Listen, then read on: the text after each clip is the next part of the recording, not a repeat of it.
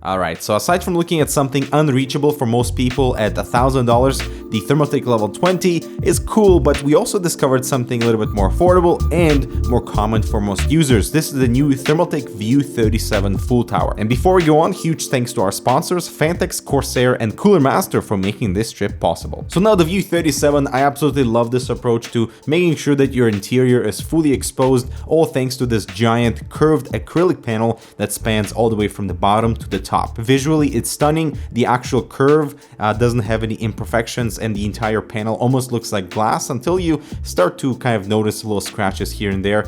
But the overall visuals are awesome. It's flush against the main frame, so it doesn't stick out, and it's mounted with thumb screws at the back. Because so much of it is transparent, it makes the case appear smaller for some reason, and obviously it's awesome for hardware showcases and hardline tubing, and not just for show coverage and show floors, but this would actually look really good inside your space. And because the acrylic spans all the way to the top with that curve, you cannot mount anything up there. And it is also acrylic because doing something like this with glass would throw the price into a different category than what this case is intended for. But here's a curved panel for the Core P3 enclosure that alone sells for $69, just to give you some pricing perspective. The front I/O is standard with an RGB button to cycle between colors, and the whole idea of this open concept is obviously to showcase some lighting in your hardware, and Thermaltake's new fan hub will actually work with Other Vendors Rgb software, so from Gigabyte, MSI, and ASUS, meaning that you can fully sync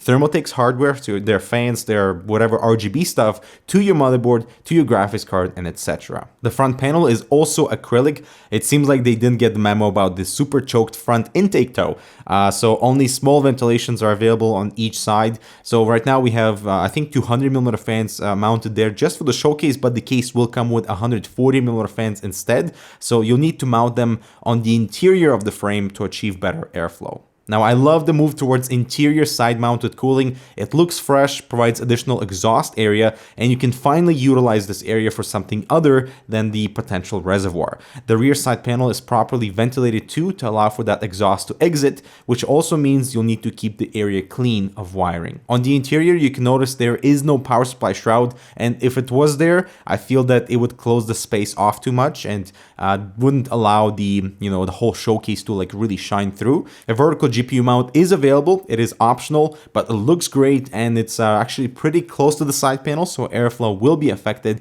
And if you guys would like us to review this case, let us know in the comments. The VIEW 37 will be launched under $100. Overall, I can see myself actually building in something like this just to experiment with that side exhaust, and also seeing many other case manufacturers moving into this direction of providing additional airflow options in that area, and I'm just really excited to play around with that particular feature. So thank you so much for watching, subscribe for more, and we'll see you in the next video.